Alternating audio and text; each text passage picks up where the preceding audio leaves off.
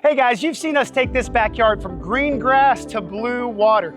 If you want your pool to look this good come next spring, make sure to stay tuned. We're gonna teach you how to winterize this pool from start to finish.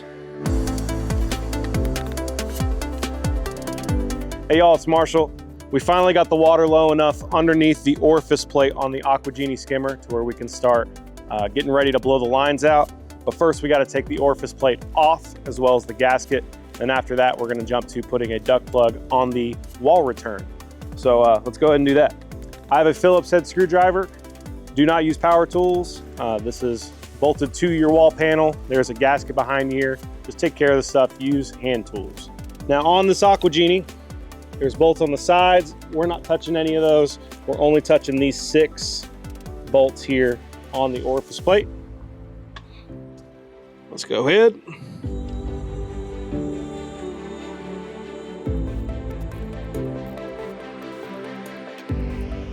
Now that all these screws are out, I'm gonna take this front plate off. The gasket come right out with it. We'll set these to the side. All right, once that plate's off, make sure to take the lid off of the skimmer, get your basket out, take any chlorine tablets out of the canister, take the canister out. When we blow those lines, the water's gonna be shooting up out of here. We don't want this stuff in here, you don't want it to blow out. Keep the lid off for now.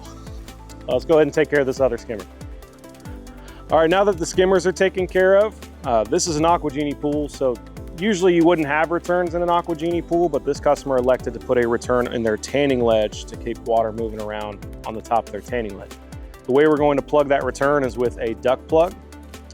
This is a really cool little plug here. It's pretty much just a standard plug, but what it's gonna do is in this, it has a rubber gasket and a seal in here. It'll allow water to move through or out, but it won't allow it to come back in, or it'll allow air to come out, but not back in. Really cool design. What we're gonna do on this return, you probably have a return with a little eyeball fitting on it. We need to make that disappear. Take it out.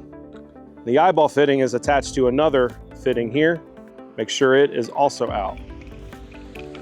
Now that all those fittings are out of the return, we're just gonna take this duct plug. You don't have to put Teflon tape in here. It's got an O-ring, so we're just gonna go ahead and screw it right in. Tighten it down, and that's how you install a duct plug. Let's go ahead and do that. All right. Looks like the eyeball and the threaded fitting came out together, so that's easy. Nice thing about these duct plugs is this jet's slightly still in the water. This can be installed totally underwater, out of water, doesn't matter. That's the beauty of this product here, is that you can install it however you want. It comes with these little caps. I'm gonna leave the cap off for now because when we blow air, it's gonna throw this thing out. So we'll put it on after we've blown the lines out.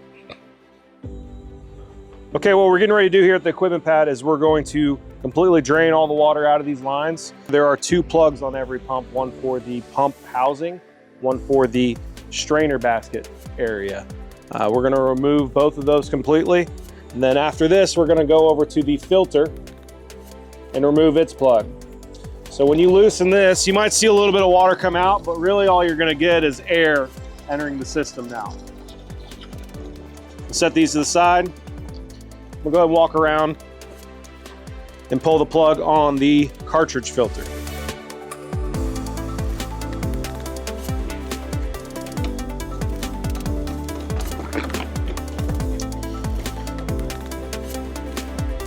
All right, all we're doing now is we're just waiting for water to completely purge or exit this system. We'll know it's done when all the water stops draining out. I'm gonna go ahead and open this pump lid as well. What I would do, pro tip, take your plugs, put them in the pump basket. Just leave them there all winter, that way you don't lose them. All right, good deal. Now that all the water's drained out, it's time to get this clamp off this cartridge filter. So we can open it up, get the cartridges out. We may need to clean them. We'll get them stowed and put away over the winter. That way they're fresh and nice for next spring when we open the pool back up.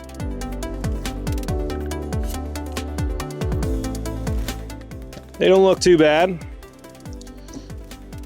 What we'll do is we'll set these aside. We'll get them cleaned up. But Immediately after this, we're gonna have to put the top back on, get it all clamped down because we're getting ready to pressurize this system so we can blow the lines.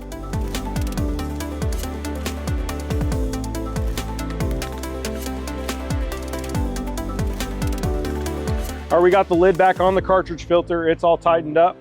We took the plug out of the pump basket. We put the pump housing plug back on. We left the strainer basket plug off for now. We'll get to that in a second. Next thing we're gonna do is we're gonna close all these valves. So I'm gonna make sure this is our suction line here. Make sure it is closed. We got our return lines over here. Make sure they are all closed. Because what we are getting ready to do is we have an air compressor. We're getting ready to charge this system with 30 PSI. What I have here is just a standard quick disconnect or quick connect fitting for an air compressor. Very cool. These actually fit the drain plug threads on your pump. So what we're gonna do is we're gonna thread this onto the pump and we'll connect our air compressor.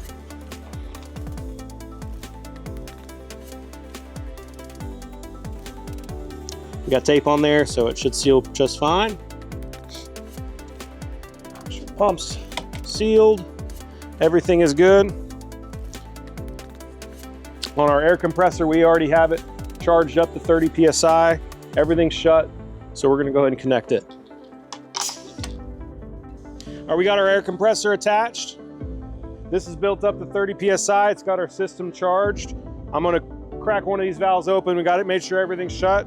The side I open up is gonna blow water out of the lines at the pool. I'm gonna start with our suction lines. So here is the skimmer.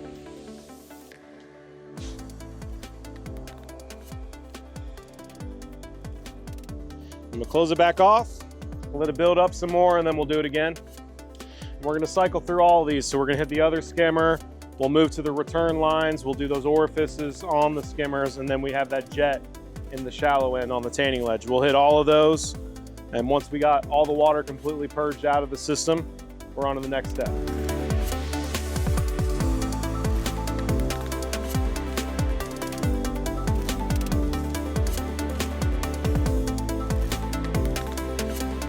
All right, we're finally at the step where we're gonna start pouring RV antifreeze into our lines.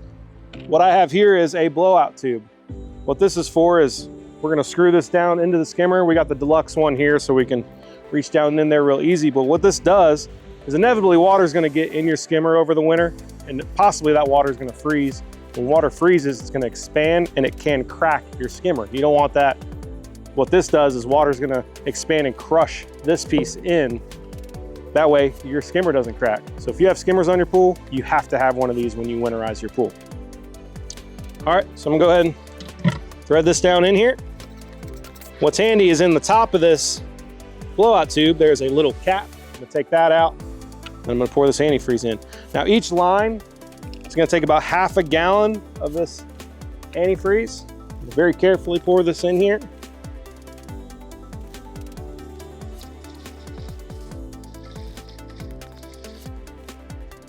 All right.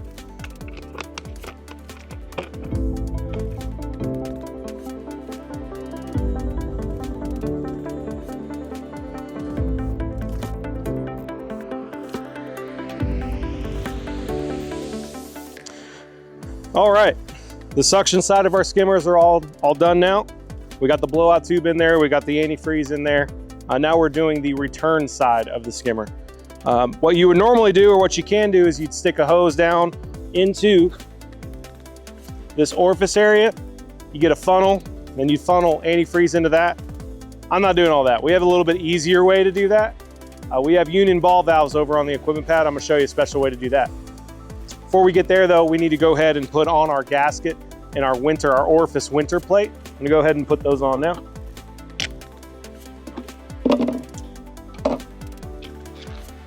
Another reminder here, do not use power tools. We're using hand tools. I would hand start the screws just to make sure we're not damaging anything.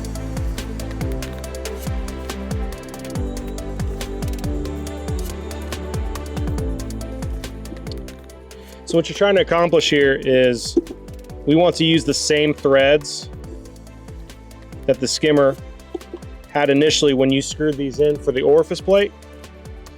We don't want to drive new thread patterns into that gasket, into that orifice. So that's why we want to take this slow, start it by hand, make sure it's seated well. And you don't want to crank these down, you don't want to over tighten it.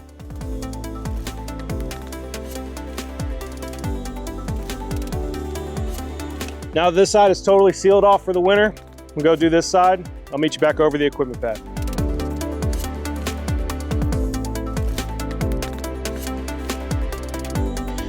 All right, now that the orifice is all sealed up, main skimmer is all sealed up, I'm gonna go ahead and do our winter cover.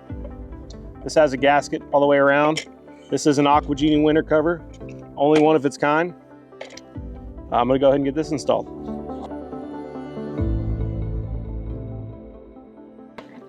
All right, this skimmer is all done, ready for the winter. We can take our basket, faceplate, all that, and we'll take it inside.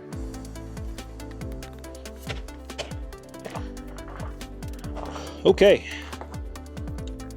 we took care of the suction lines over at the pool. Our neat trick we can do on this pool, because we have these union ball valves, is I'm gonna loosen these up. I'm gonna loosen this end up here. I'm gonna take this entire piece off. That'll give us full access to our return lines where we can add our antifreeze. Let's go ahead.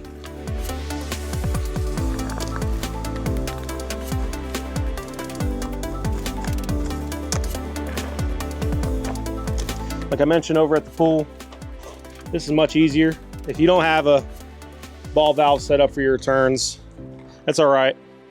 You can do it like I mentioned. You can put a hose with a funnel, get your antifreeze that way. But as you can see, this was much easier. Doing about half a gallon each line. We'll have a little bit left over because we have 3 whole gallons. What we'll do with it is we'll go back over to the skimmers and we'll pour a little bit in each skimmer around those blowout tubes. It's just gonna help keep it from freezing there in the skimmer. And in the spring, when you open the pool back up, this is non-toxic antifreeze. It's just gonna dissipate in the water of the pool, so no worries there. What we'll do next is we'll get this salt cell off. We'll clean it per the manufacturer specs. We'll get all this manifold tightened back up, back on the equipment pad. We got one final thing to do over at the pool. This is an auto cover pool. We'll need to fill the water back up so that cover has some water to rest on over the winter. And we're about done winterizing this pool. Let's go. Okay, we're putting some water back in the pool. We need to get it back up to normal operating depth because we have an auto cover on this pool and I don't need this anymore. Because of the auto cover, we don't want it sagging too much. That's why we're bringing that water back up. But even if you don't have an auto cover and you have a tanning ledge, you need to get that water back up to completely cover the tanning ledge. This pool is totally winterized. If you need any help, any questions trying to winterize your pool, visit us at poolwarehouse.com.